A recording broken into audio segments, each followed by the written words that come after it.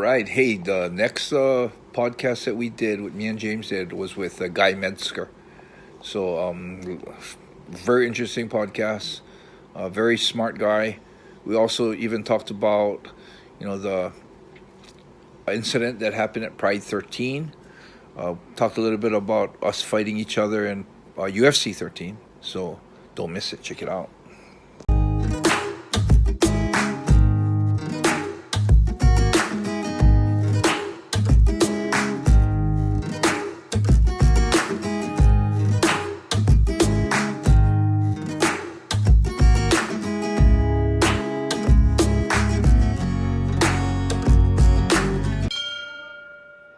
What's up, everybody, and welcome back to the Yamatodamashii podcast. You'll see above me right now, we have two Hall of Famers, two legends of the MMA world. I'm super excited to hear this conversation. I think all of our listeners are really excited to hear this conversation. But Guy Mezger is joining the Yamatodamashii podcast today. And Guy, how you doing? I'm good. I'm good. I appreciate you having me aboard. But we got to worry about that legend thing, okay, dude? I'll tell you something. I'm not quite a legend. And first of all, I'm not dead yet. Jesus. I'm not dead yet. And yeah, tell you a story about being a legend, okay? So this is like early in my marriage, about this series, probably about 17 years ago. And, I don't know if you guys are married or have a significant other that you live with a great deal or not, but, they get something in their fucking minds. And you might as well just do it the first time they ask or they ask. So one of them was I had to take out the trash. She goes, baby, can you take out the trash? I said, sure. Now I'm in the middle of something, right? I'm in the middle of doing some stuff. So I'm working, and she goes, baby, can you take out the trash? I go, I'm going to take the trash. Give me a minute. Working. Third time, baby, you take the trash. I go, babe, I'm going to take the trash out. Please, just leave me alone. Let me get this work done. Doorbell rings. It's a UPS guy, right? And you guys have UPS in England? Yeah. Okay, so UPS guy, right? Delivery guy. And he hands me a thing, and I have to sign for it, and I scribble my name, and he goes, "Oh, how do you spell it?" I go, Mezger. He goes, Mezger? And I go, yeah. He goes, are you Guy Mezger? And I was like, yeah. He goes, dude, I'm a huge fan. Dude, you're a legend. Oh my God, I can't believe I'm meeting a legend. And my wife walks up, takes the trash, throws it in my hand, and goes, well, a legend has to take out the trash. And I'm like, legends don't take the trash out. Legends don't take the trash out. So the moment that I don't have to take the trash out anymore, which is probably going to be never in this lifetime until I die, I'm not a legend. Legends don't take the trash out.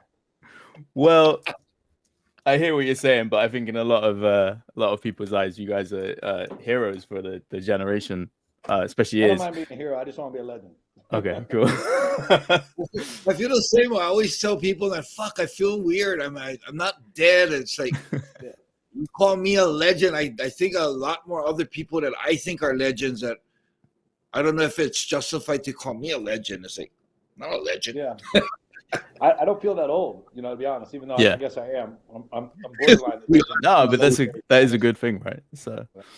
Yeah, I think a lot of times too, to be honest, it's kind of thrown out a little bit too much, and it's kind of ruined some of its mystique behind it, and but in all fairness, really, you were doing MMA really before anybody else. I mean, people don't realize that in Japan they were doing some form of MMA. They were doing the Shudo, which was closer to more modern MMA is today, and then they were doing like Pancrase. And then there were some work shoot wrestling organizations that were doing some fake wrestling, some real wrestling that was basically, again, it was a pre-runner to mixed martial arts. In fact, it's closer to mixed martial arts today than the no holds barred back, at the first of the UFC. The first of the UFC, man, think about it, bro. It really wasn't a sport. It was a spectacle. Mm-hmm. It wasn't about athlete against athlete. Is really style against style. It was a promotional gig for the Gracies, basically, in Brazilian Jiu-Jitsu. You think about it, it really was. I mean, because who would win? The boxer versus the wrestler versus the karate guy versus jiu-jitsu guy versus the judo guy. That's really how it was sold. And let's face it, the no rules. I mean, literally, you got to understand. The very first UFC, there was no groin grabs and no eye gouges. Mm-hmm. All right, that was UFC 1. But there was no time limits, no weight class, but so UFC was calling out all the clowns, the George Dillmans and all the guys, that were, the phony martial arts guys. And this was George Dillman's reply to the fact that it wasn't real enough. Oh, it's not real because you cannot eye gouge or hit in the groin. His entire system relied on kicking people in the nuts and poking them in the eyes. If that's your entire system, then you fucking got a weak system, right? Yeah. And so the UFC just took all the rules out. UFC 2, there were no rules. And literally, I could bite your face off, and you couldn't get disqualified. And nuts. What UFC were you fought in you had long hair and the other guy had the fair, I think guy, if his name was Fairn. Yeah, UFC 4, wasn't it? Fairn. That was UFC 4. That was 1994. Yeah. I remember watching that before I even got into the ring. I was like, oh fuck. Yeah. Oh, dude, I remember the first UFC. I thought it was some pro wrestling gig, right? I thought it was some pro wrestling, deal that was just good, because you've seen, if you watch pro wrestling like back in the 60s, it was much stiffer, I mean, the guys were actually getting hit, you know what I mean? Not quite the theatrics it is today. I mean, the guys actually had kind of moves, and to be honest, it was based on real wrestling, just fancier, right? So I thought it was gonna be something like that, right up to the point when the sumo got his teeth kicked out. Taylor. I mean, literally, I don't know about you guys, but the entire room went silent, and somebody finally said, "Oh shit, it's real," and it was like, I was like, "Holy crap!" And I was like, "Oh my gosh, this is insane." It was insane. So, what made you want to jump in? Because your first MMA fight was UFC 4, right? So one of the alternate bouts. So what made you want to jump in after, especially seeing Taylor get his teeth knocked out? Well, yeah. Well, I'll be honest. What it was, and Enson, we'll tell you about this. We fought for bologna sandwiches back then, man. Mm-hmm. Yep. I mean, I was boxing and kickboxing, and I'm doing. By the time UFC kind of came around, I'd done one 8-round fight. I got paid, $8,000 for it. I was on TV, ESPN, and I wasn't even on the main event, but I got on a TV card. I was kickboxing.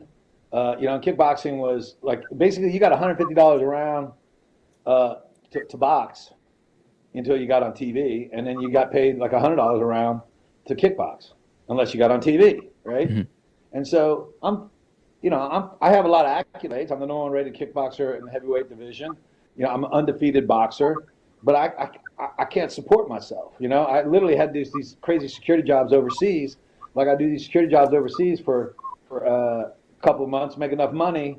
What my lifestyle was is everything fit in my truck, back of my truck. And I drove it into a self-storage place. I'd go overseas and I'd work the security gig, and I'd come back, take all my stuff out of the truck, go get a 6-month lease in an apartment. That run out, put my truck back in storage, went overseas again. And I did that for a while because I wanted to fight, but I couldn't live on the money I was making. And at the time, I had responsibilities. My mom wasn't doing well health-wise, and she had to take almost 2 years off from work. And so we're, having to pay the way, helping pay her, because she wanted to be independent and, live by like this. She didn't want to live with one of us. Not that living with me would have been healthy for her at that time, but so we were making no money, and so at this point I had to make a decision. What am I going to do with my life? I'm in my mid-20s, which now I look back at my mid-20s, I'm still a puppy. But when you're in your mid-20s, you think you're getting old, and I'm sitting there going, man, I got to make some decisions, man. What am I going to do? And so literally, the guy who promoted my fights outside of Texas, a guy named Buddy Albin, he promoted fights of mine for Kansas City, Missouri, Oklahoma, one in Florida, I believe, and Louisiana, Mississippi, Oklahoma. Anyways, short story long, he's promoted a lot of my fights outside of Texas, and he was the site promoter for the UFC at the time, and part of his contract was he could bring in 2 fighters, and so that's and so I was like, all right, I won't fight in this thing because I was thinking I got to get real with my life. I've got to get a job, so to speak. I can't be doing this anymore. I ended up having problems in the security business. ended up getting the shit shot out of us. I didn't get shot, but our car got shot to pieces. I was like, yeah, this shit ain't for me. I'm not a gunslinger, And so I was like, I wasn't gonna go back to that work, So I had a hard time supporting myself and my mom and my family obligations. And so I was like, all right, man, I gotta do something. So my idea was, all right, I knew that I could do well in this tournament. In the deal, because what I saw there was a lot of single dimensional guys. I saw guys that were really good wrestlers. I saw guys that were good judo players. I saw guys that were good, but nobody really had a good mixture of that. And I kind of did, because, I was kind of like the forerunner of the classic guy, because I was an All-American wrestler. I was a national level judo player, and I was an undefeated boxer and number one rated kickboxer in the world. So I had a lot of skills, right? Mm-hmm. And I saw those guys, and and I was like, and nobody really wrestled back then. No one was a real good wrestler back then besides Ken Shamrock. And so I was like, oh, dude, I would just double leg these dudes down and beat the shit out of them like I used to do in the playgrounds when I was like in kindergarten. You know what I mean? This is, so I said, okay, I'm going to go fight in this thing and then retire. Because I knew the UFC wouldn't last the way with the no rules. Right? I knew it wouldn't last. I knew they'd shut it down. Why? Because in America, we love our violence, but we also like to think of ourselves as being sophisticated and above all that. So we like to call them sports, right? So what is football but 11 armored knights against another 11 armored knights, right? And it's crushing. So we like our violence. We just like to disguise them and call them games and all this other stuff, and we put rules in because it fools us in believing that we're somehow more civilized, right? So I knew the idea when you take all those, you take that pretension out. You take all that pretension out with, hey, they're literally going, there's no rules. There's no time limits. This is the closest thing to the gladiatorial games that we're going to get in modern day. It was a double-edged sword. It was like, wow, it was so intriguing to see something like that happen, but it was also insulted the senses of most decent people that were like, man, that just doesn't sit right? So I knew they were going to shut it down. So I said, okay, I'm going to fight in this thing. Yeah. Hopefully win it, and then I'm going to retire, get on with the job, get on with my life, and and just let everybody, and just that could be my grand exit. How much did they pay you? How much did they pay you for that? I'm sorry? How much did they pay you for that fight? $5,000. Oh, fuck. Yeah, I think that's but that was what good. I always find the most. That was actually good because I know Jason Fairn got $1,500. Oh, oh shit! Yeah, you gotta understand, really? nobody got more than that.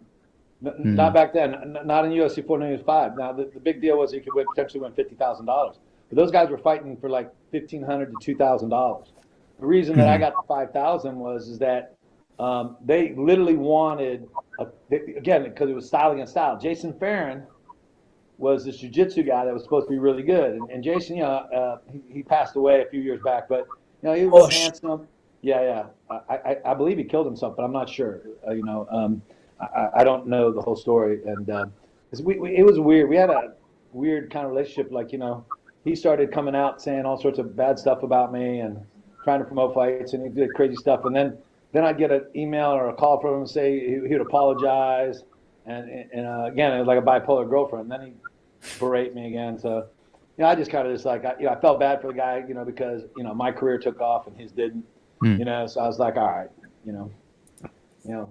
yeah, no sense in like creating more beef for the guy than needed, right? And so, so I just kind of blew him off. But anyways, but really, the fact of the matter is that he was a handsome jiu-jitsu guy with a good build, easy to market behind, and I was I'm not the best looking guy, but you could do worse than me, and I could fight. I was a kickboxer, so it was kind of what they were looking for is they realized that they were going to have to create stars.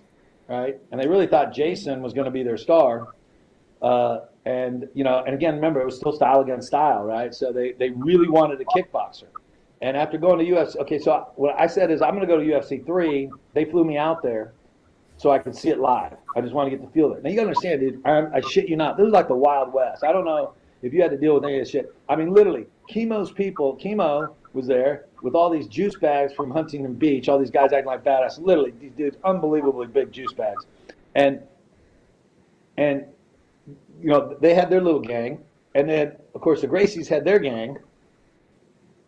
And then when Chemo came running out after Hoist, threw in the towel, they were gonna the Gracie gang was gonna go beat up the Huntington Beach gang. I'm like going, this is insane. I mean, seriously, I'm going, this is insane, right? And so I go, I'm not gonna be part of this, right? I'm not gonna be part of it because I grew up in a rough life, and I put that shit behind me.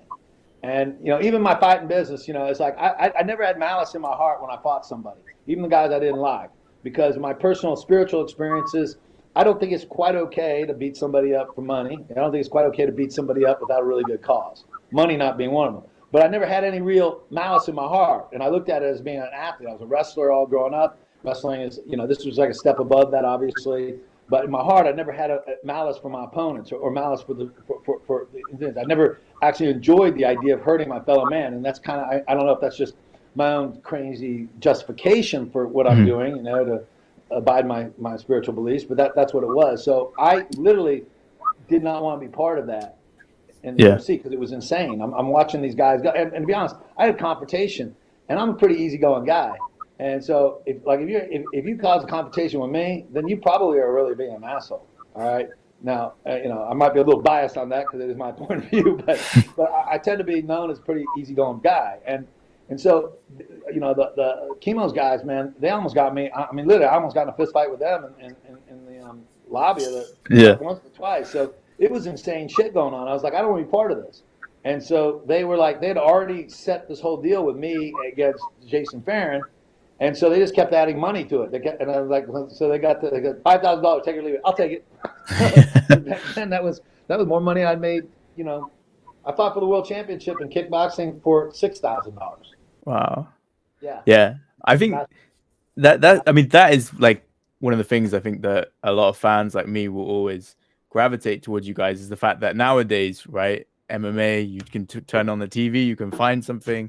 There's so many reasons why people are jumping in the sport, right? It's all about being famous and money. Whereas you guys were doing it at a time where it was like there was no certainty, right? The sport was about to be banned in the States, and even in Japan, it didn't take off until like 97, 98 sort of thing. So, well, actually MMA, but you got to understand the reason. I mean, I can't speak for you and some, but I know for me personally.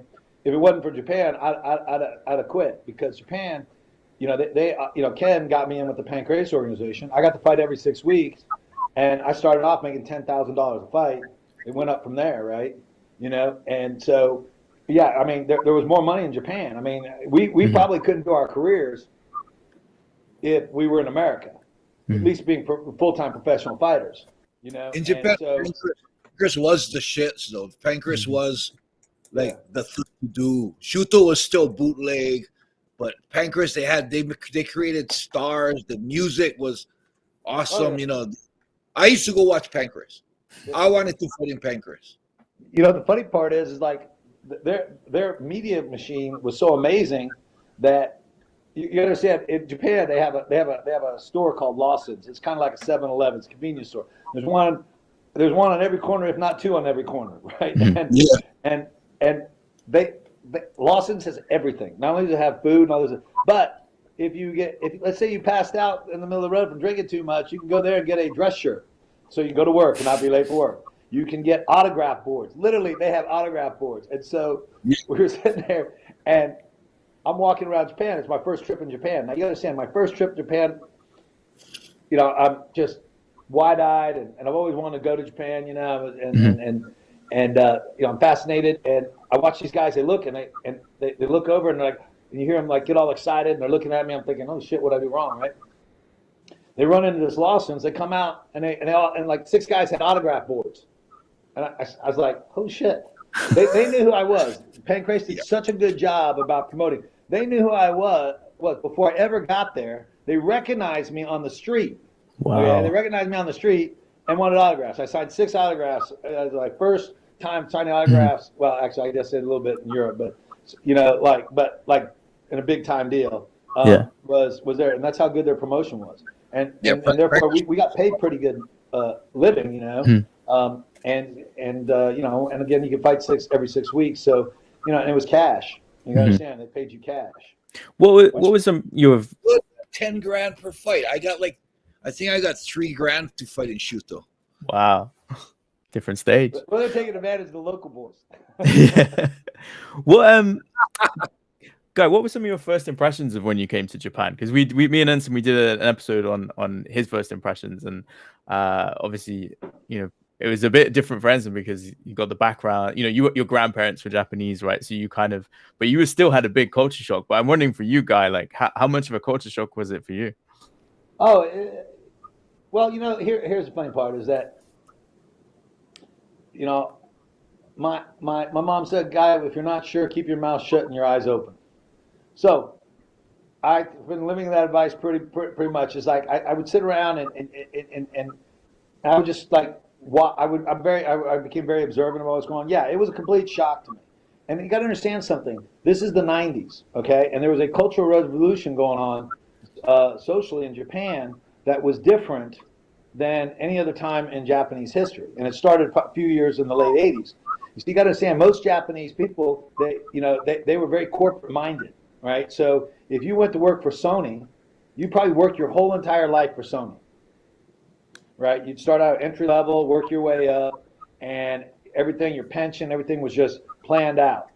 You work for a Toyota, same thing. And so in the '90s, they started recruiting people from other countries to do these consulting jobs where you would work for, you work for a contract. You work 6 months to a year. And that was kind of new. That was like real new. I should say the level of at which they did that was new. They have always had that, but the level in which they did it, like a massive level. And there was also a cultural deal is that the younger Japanese were breaking away from the classical conditioning. And I remember having conversations with the handlers from Pancrase because they were talking about how that was and how it was different for them, and because they were younger, and it's just and they were caught between that they're slightly older but not young enough to be in this kind of revolution, and they didn't know where they fit in, and it was interesting for me to pick it up. And so timing probably couldn't have been any better for the combat athlete because it pulled from the ancient fighting culture of Japan, but we were rock stars. So really what we were samurai rock stars, right? So so our and I learned to use we touched on the ancient roots of combat, which every culture, not just the Japanese, but every major culture has that, right? We revere it, and so. And then the other thing is we appealed to this modern new era of young independence that was new, being these rock stars, living larger than life. To be honest, getting tattoos in Japan was taboo for a long time because it was considered gangster stuff. Kind of still is. Huh? Kind of still is. Yeah, it still is. But then non-gangsters and where you start to get tattoos, which was like, wow, that was unheard of, right? You know what I mean? And so there was a real kind of a cultural change that was happening, and we just happened to be in the middle of the storm of it, and I think we benefited from it. I think we really benefited from it, because to be honest, more people knew me who I was in Japan than in my own hometown. Wow, that's cool.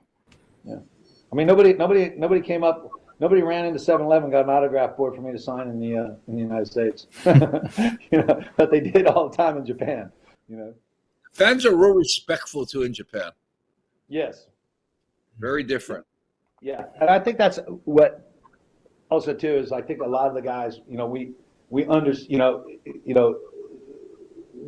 we were briefed on how to act. You know what I mean? How to act, how to be respectful. Don't be an asshole. Don't do this. There's certain things you can do and can't do. There's certain trouble you can cause, certain trouble you can't cause. And by and large, most of the Lions Den guys adhered to that. And, that's probably one reason why we, we're welcome back there. And two, like I said, I think we were just in a really interesting time culturally there that allowed us to, really benefit. And like I said, my brother's got me a shirt that said, "I'm real famous in Japan," and it was actually a joke because that American baseball player, went over to Japan, and because a lot of American baseball players that played in Japan, and he made the same comment. He played like in the '80s. He goes, He goes, yeah, man, people know my birth date, my shoe size in Japan. I said, people don't even know who I am, and I've been living in this town for 30 years, right? And so, so there, like I said, it was kind of a weird thing because we were literally more famous in Japan than we were in the United States. When you come home. Yeah, that's great. So I'm going to jump around a little bit in terms of timeline, but one of the big reasons we want to do this podcast with you guys is that I don't know how much have you seen of stuff we've done, but we break down each one of Enson's fights, and the next fight on the list is actually the UFC 13 fight, and I was really curious to get you guys together and just sort of hear a bit about that that event. I'll tell you honest. I'm real grateful. I'm real grateful for Enson for that fight because I was nervous as shit fighting the idea of fighting what's his name now? You armbarred me. Leninger. Huh? No, Royce. He fought. Royce Alger. Yeah, Royce Alger. Okay, because you understand something. Royce Alger, like being a wrestler, he was like, he's like a year or two older than me, right? But guys don't realize, he was a 2-time World Cup champion and he was 2-time NCAA champion. And I was a college wrestler, but I'm not going to kid myself. I wasn't that guy's level. And all I could think of is like, I got a bunch of wrestlers, a bunch of Division I wrestlers, a couple of All-Americans. You helped me train for that fight. And dude, these guys would hold me down where I couldn't move. I'd be like, holy shit.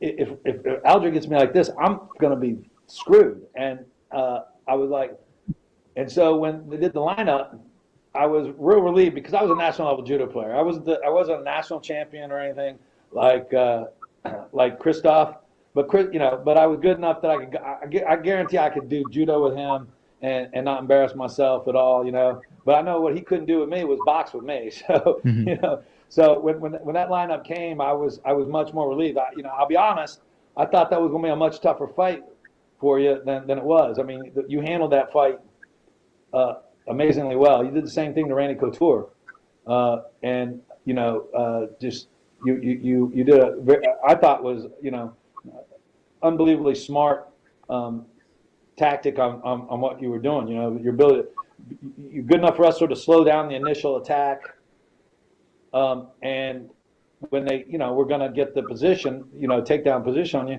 you were able to get your hips out and does something that they weren't accustomed to. I thought it was a really good job. I mean, to be honest, I really figured that you would have a much tougher fight. And I didn't realize you got poked in the eye at the time because I was like, this is going to be, because my fight, I broke my hand in the fight. And I didn't expect my fight to go the distance. I thought for sure I was going to knock him out. But you could hit that guy with a freaking sledgehammer, you weren't knocking him out. And so, yeah, he's tough. The guy's Energizer Bunny, man. Yeah. Yeah. So, I mean, I was actually looking forward to the fight because I think my fight was like 1:30 and Guy had like long, like holy shit. I'm fresh. He's had a crazy fight. This is going to be good. But you know what happened to me was I went into I didn't even thought I think I got hit or anything. I went into the back and did that. The most basic rule is I said, I got blood in my nose. I blew my nose. Holy shit. And I just swelled up. The air I guess I had a little crack in my faceplate, or I don't know what it is. The doctor came in and he told me, oh, you got a crack in your faceplate if your eye blew up when you blew your nose. And I said, but I'm okay. I still can see out of this eye. I'm okay. He said, no, fight's over. I'm like, fuck that. I got to fight. Guy's tired. I'm not tired. I got to fight. And he said, no, you're done. I'm like, fuck, So that what happened with me. I had a little, fracture. I guess a little fracture in my faceplate, which is ridiculous. Well, that makes sense on the fight. To be honest, man, I'm glad we didn't fight. Although we did launch Tito's career because of that, but I'm not sure if that was a good thing or a bad thing for the world of things. But to be honest, with Tito, he really did a lot. As much as I don't think people give him credit. his bad boy attitude, you know, and all that kind of stuff was kind of perfect for the time, you know, because it's still, they were still kind of going this rebellious, you know, everyone trying to set us, you know, trying to shut us down. And, you know, and he had a good gimmick and stuff, you know, it's just, you know, I'll be honest, I might not have fought because I broke my hand on Lineker's head. If I had to fight you, I would have probably not done it. But fighting Tito and I saw him fight, I was like, you know, I didn't give him enough credit for as smart as he would have been, you know. But I was like, oh fuck, I can knock this kid out with one hand, you know what I mean? And really, I with you, I would have probably said, nah, I need two good hands, you know, for this fight, and I would have probably not fought, you know. But so. When you guys were backstage, were you able to watch each other's fights? Was it kind of, or would you just walk out and like watch the fight, or like how does it work? Say that again. Yeah, they had him on. I watched his fight. Yeah, I was like, holy shit, he's having a fucking war, man. Yeah, dude, I'll tell you something, man. That guy, I'm used to knocking people out. The guy was tough, I connected with that many right hands. Not many people that I've ever hit that many times with that solid right hand that I have not put to sleep. And then when I caught him on top of the head, I broke my hand. It didn't really hurt then. It actually hurt much later on. I mean, it hurt, but like I could still use it. It wasn't until much later on, after the fight, that you know, I really realized it. But you know, he just took some hard ass shots. I mean, I needed. Yeah. I mean, dead in the face twice, right in the chin, like when you hear the jaw go, that, and he walked through it, man. I was like. You know, I got a little discouraged near the end, to be honest. I was like, all right, this is going to have to go to a decision because, you know, I got to the point where then my hand started hurting a little bit, and you know, and he was just like, he just kept coming. I'll give him a lot of credit. I hear he had a stroke and he's had some problems since, which is too bad because, yeah, he was a class act. He really was. He was, you know, he was a good, what I remember as a good old school martial arts guy, right? You know, who was like, you know, real super respectful, but super tough, you know, and kind of one of those guys that outside the fact he was built like a pit bull, you know, he's the type of guy that's so nice that you'd make the mistake on the street of being an asshole to, and he'd drop you on your head in a split second, you know what I mean? And, but he was just a solid guy, and I hope his health is good, you know. We're all getting up there. We're all starting to have our issues, you know. Mm-hmm. So with a tournament, right, I've always been curious, did you guys prepare for it differently than perhaps just, you know, other fights in your career when you knew you're going to be fighting just once? Does it change quite a lot in terms of preparation? Did for me. I mean, it did for you too, right? Yeah. No, we're going to fight, you know. Yeah, if I win, fight, but hey, let's do it. The thing about it is that, you know, we got to the point, and so the one advantage that me and Enson both have is that we came from a multi-style fighting. By the time I fought in UFC 13, I don't know, I had 20 or so or more, possibly, I don't even remember, Pancrase fights, you know. Yeah, and then you take that with all the wrestling bouts that I had, on all the judo bouts and the sambo bouts and the karate bouts and the kickboxing bouts and the boxing bouts, right? So really what it was there was, you know, by the time that, and jiu-jitsu had already been explained, so to speak. There wasn't going to be any surprises coming to us from the jiu-jitsu world, right? You know, we understood, you know, we understood how to defeat it, you know, and you know, because at the time it was, you know, something new for most people. I mean, it wasn't necessarily new to me because I was a judo player, you know, but you know, the fact that they pull guard was not something you did in judo, so you know, and so, but you know, I knew what an armbar was and all that kind of stuff. And by the time I came from Pancrase, man, I knew heel hooks, knee bars, you know, toe holds, all this other stuff. So really, the fact of the matter was I think the difference is that I'm so glad that I went through that process than if I went to UFC 4. Because the reason that I didn't enter a tournament in UFC 4 was that me and Anthony Macias were the two guys that Buddy Albin wanted to go, right? And so we flipped a coin to see who went in the tournament. And we both wanted to go in the tournament. He won. So I got the thing. And it actually was probably a blessing for me because I got to see how it worked. And then I got launched into after UFC 5. I fought another alternate. I was supposed to fight in the tournament UFC 5, but Oleg Taktarov was with, he was living with me at the time, and he had some passport issues, so he didn't know if he said. So I had him take my place, and I went to an alternate position that he was going to go to, and then after that I went to Pancrase. But I'm glad I did, because really what the Pancrase deal did was I got to basically do MMA fights, 20 or 30. I don't remember how many I did, but by then, and it allowed me to. Nothing was going to surprise me. Nothing was going to surprise me. Okay, and that was the key. And yeah, did we have to prepare? The problem was like, yeah, we only had to fight 2 matches that night instead of 3. But but I was accustomed to fighting tournaments. I mean, all full contact karate tournaments, they're minimum of 16 to 32 people a tournament. I won the ranking match, which was 3 fights in one night in Pancrase.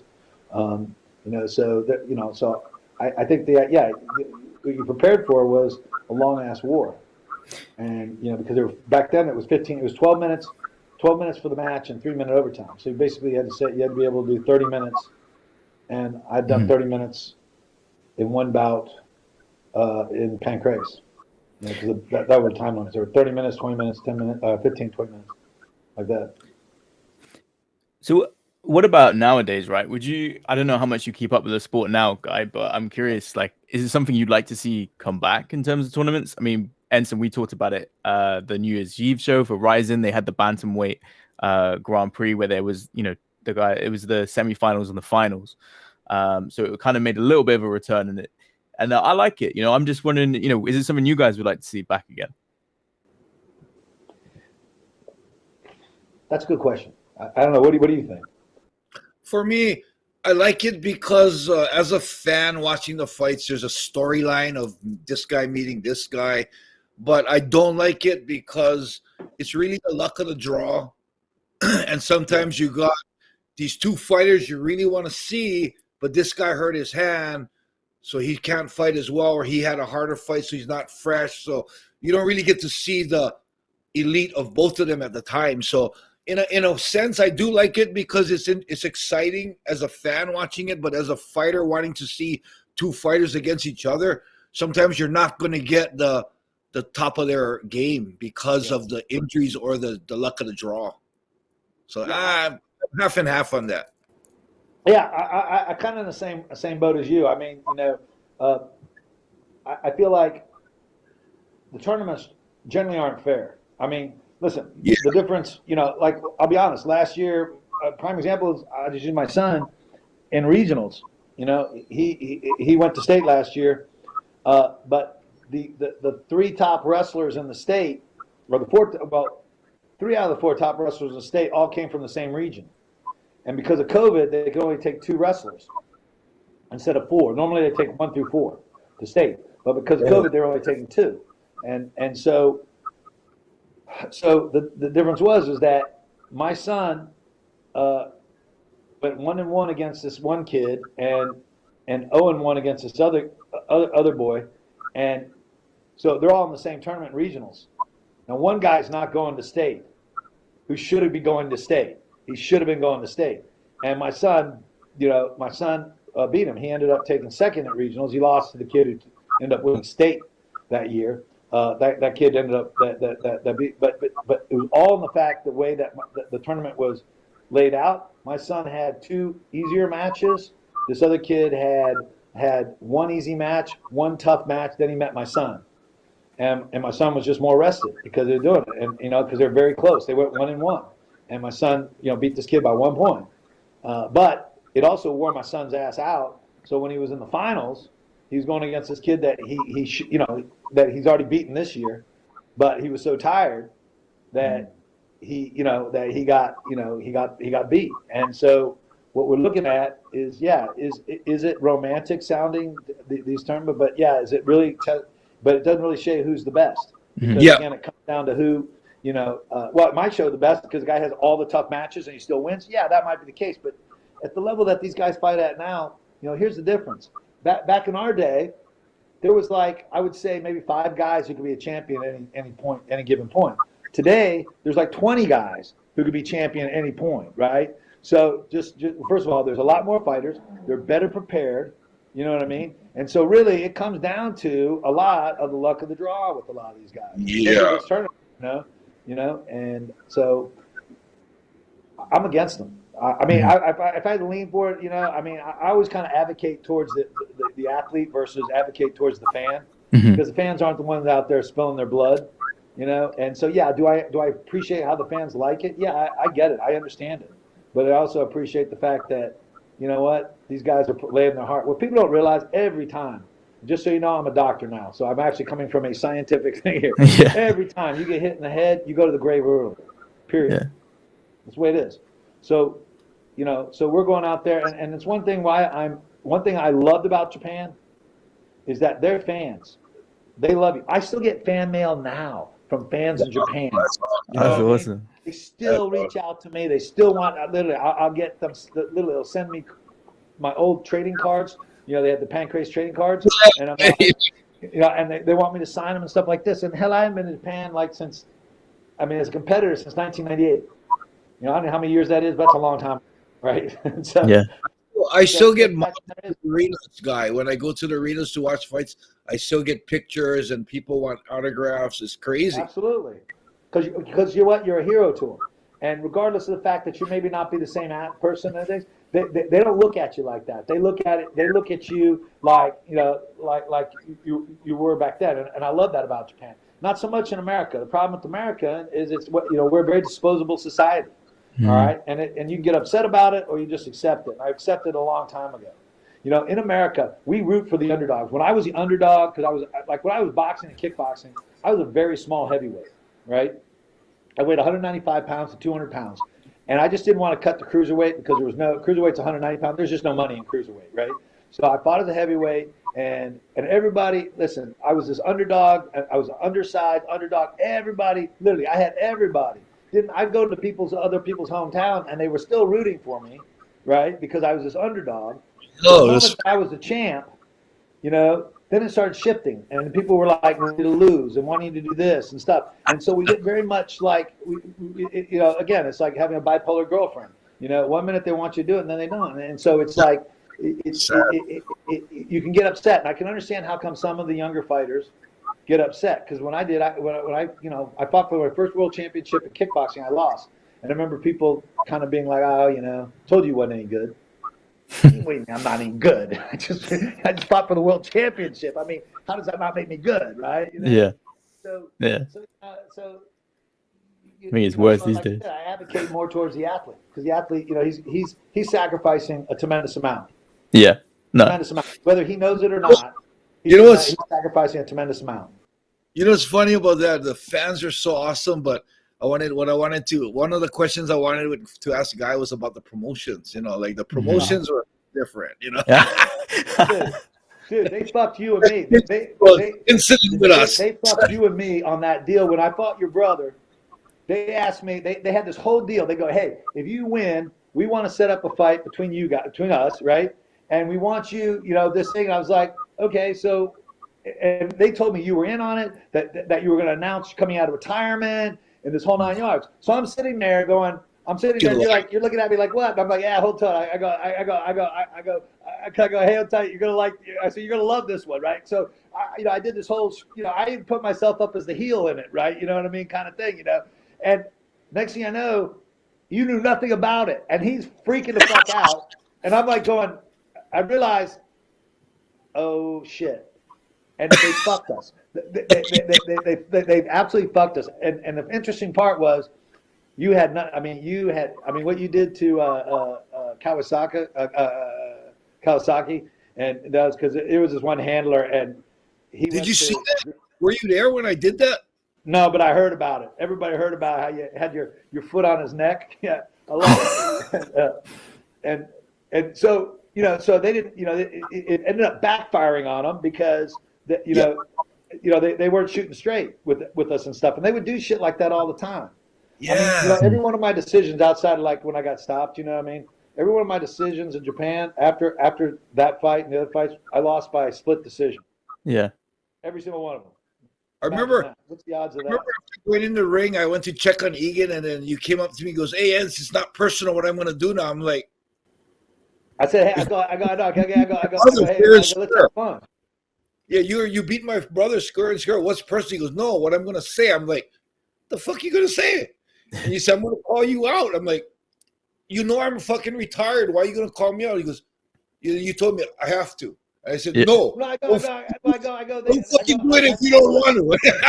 Well, I know. I kept going. Well, that was the funny part because when I started doing this, I'm in the middle of doing this because I was sitting there like this. I'm like, what do I do? And I be honest, I should have asked more questions, but we were in the spot. You know, we were in that spot, that moment. It was like, you know, and Yeah.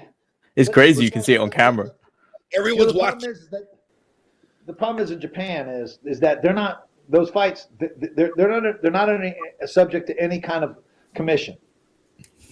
You know, so they can do basically what they want. And so, as bad as UFC can, the UFC is not subjected to the Muhammad Ali Act, right? The Muhammad Ali Act came back in the late 70s, early 80s.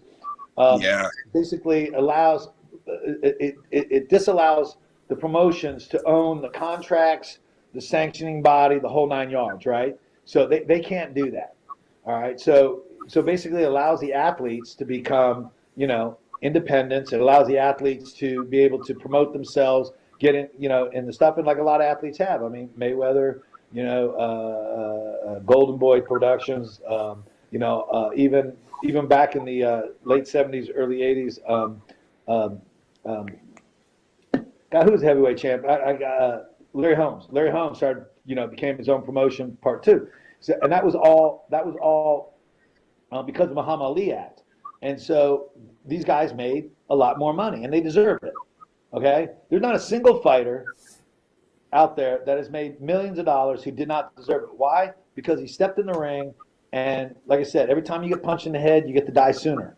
All right, and I don't care what anybody says, and the other man is like the only guy who can't really appreciate this is the guy who never stepped in the ring. You take your fucking life in your hands when you step in the ring.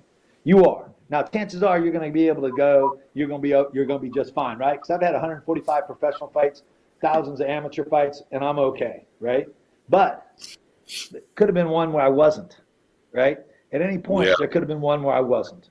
All right, there could have been one that ended my life or my ability to do stuff. So every time one of those guys make the money like this, is as much as like, you know, sometimes I don't like that individual person as a person, but I respect the fact that he does what he does, and he deserves it. He deserves to get in there and get his money. What makes me sad is all the clown fights that are going on now, you know, with the YouTube guy and all that kind of stuff that makes a mockery of the guys who are really sacrificing and really doing it, right? You know, and you know that's the part that makes me upset. You know, I look at that and they make a clown ship out of something that, you know, I don't put it on a pedestal, you know, any more than any other athletic sport, but you know, but I do understand the sacrifice that we make. I mean, think about everything that we've done, you know, because here's the thing: you do not play fighting. You play football and you play basketball and you can play soccer, but you don't play fighting. You don't play MMA. You don't play kickboxing. You don't play boxing. You don't play wrestling. It's fucking war. It is war. I don't care what anybody says. It's war, and it should be respected that way. It should be respected that way. And the athletes deserve a lot more than they're getting, you know, and you know, especially the ones that are you know at the top of the heap. I don't think everybody deserves it. You know what I mean? But I think that I mean everyone deserves respect, and everyone deserves enough to make a good living. But the guys who really rise to the top is because, you know, it doesn't matter how much God-given talent you have. That's not what makes you the champ. Because I will tell you something, both of us, we ain't the most God-given athletes. The reason that we were the champs is that we made ourselves champs because we worked harder than everybody else. I was not gifted with super speed or super strength or, you know, anything like that, you know, but I was gifted with two things. I was gifted with a tremendous amount of determination, and I was gifted with being stupid enough to not realize I wasn't supposed to be the champ. So I was like, fuck it. If they can be a champ, I can be the champ. Didn't matter how unrealistic that seemed to most people. I believed it. And I guarantee you did too. I guarantee it. That's why you were the champ that you were. That's why you were the most dominating fighter in Shudo history when it comes to what's going on. That's why you were. Not necessarily because you were the best athlete, but I'm not discounting how good athlete you are, and I'm not discounting how good athlete I was. We're obviously exceptional athletes, but we weren't the best. athletes, but was determined. And that determination goes with every single one of the champions out there. And some of them just happen to be more physically talented than other ones. But there's plenty of guys still winning, still busting their ass that aren't as physically talented, that's still the champ. And that deserves respect. Yeah. That absolutely deserves respect, because you can't do that with other sports. Yeah. If you can't slam dunk a basketball, then you're not playing basketball. You know what I mean? If you don't weigh 300 pounds and can run a 4.5 40 and be able to do a 2.5 foot box jump, you're not playing the line on the professional football. Those guys are genetic freaks, right? They are. I always get a kick out of my friends who go, I could have played professional football. I have a consulting business that work with professional football players. I'm like, no, you couldn't, because these guys are freaks at levels you wouldn't understand. And the one thing about the fight business, you don't have to be a freak to still be the champ. If you're willing to bust your ass, you're willing to put out it on the things that, because I would have never, if it came down to how being physically gifted, I wouldn't have been the champ. And there's a lot of guys that are like that, and that's what I respect. Guys, Go going back to that incident in Pride 13, I never got to thank you for being honest to me about it. You came to the locker room after and told me, hey, Enson, you talked to Sakakibara. He's the one who told you. He was lying to me, telling me that someone in the back office must have done this. I'm super sorry. We'll talk about it. We ended up meeting the next day in the lobby of the Hilton. And he actually gave me 20 grand cash to apologize for what they did. So, I mean, I felt bad about that, because, it's like, I understand the promotion end of stuff. Calling somebody out, not really my thing, but I'll do it. Promotion. But the one thing the look on your face, I'll be honest, I was embarrassed. I realized that I fucked up. I realized that I was wrong. And in fact, like my agent at the time, he was there, and I looked straight at him, and the look on his face was like, oh my God, what the fuck just happened, right? Because they lied to him. I mean, that's how come we did the thing. He put, me, it was him, it was Michael, that was my agent, and Kawasaki, and me, and we, and they were like, hey, you do this. I'm like, yeah. I was like, because I remember going, I'm not the guy who calls people out, right? It's just not my shtick, right? You know what I mean? And the coach I'm like, all right, to be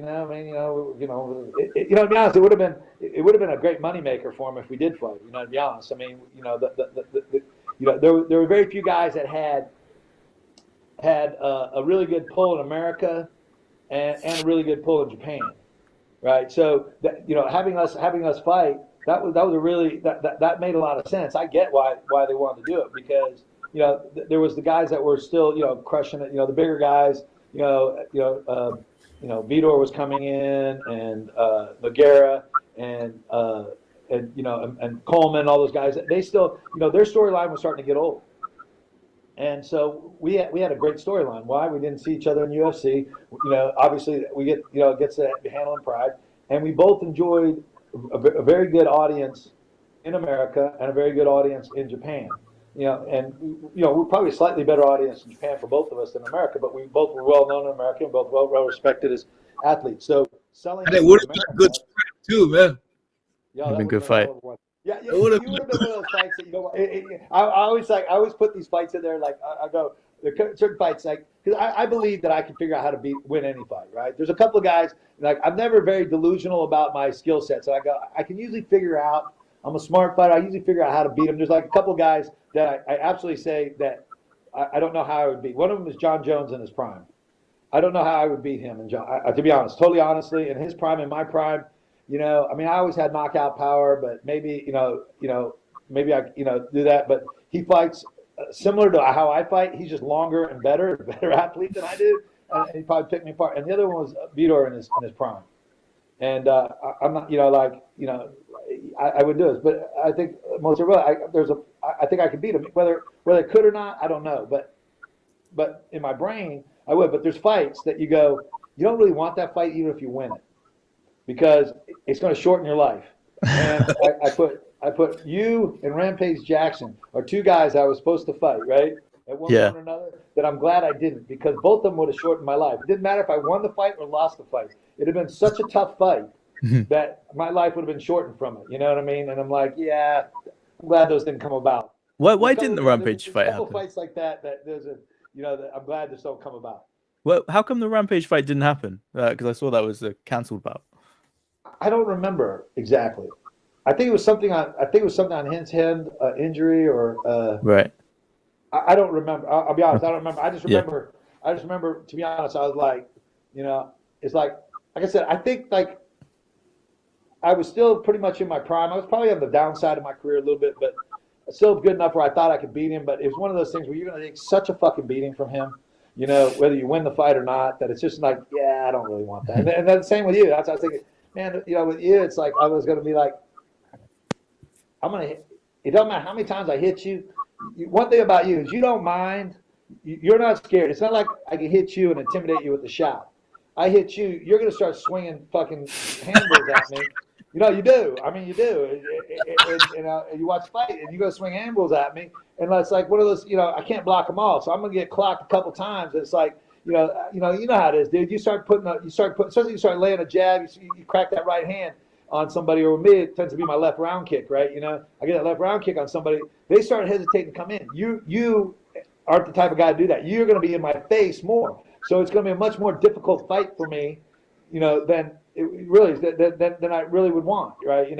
Especially at that point in my career, I was like, it was just that, I knew I was kind of on the downside of my career, just because I had so many fights at that point. Literally, I think when we were supposed to fight, then I was at 145 fights. Yeah, you fought a lot. I had 25 fights in my life. I had 25. I'm a baby. You had so much. Think about it. 25 is more fights than most guys' entire careers, right? You think about most guys out there that are good. They don't have 25 fights. Not real ones, not good ones, right? And so, yeah, and I had so many. I was like, I wasn't that old physically. I mean, age-wise, but physically, I was. Oh, that was super interesting. That was the end of part 1. So, hey, you guys, stay tuned for part 2. We talked to Guy more and got some interesting stuff. So look out for part 2, guys. Right on.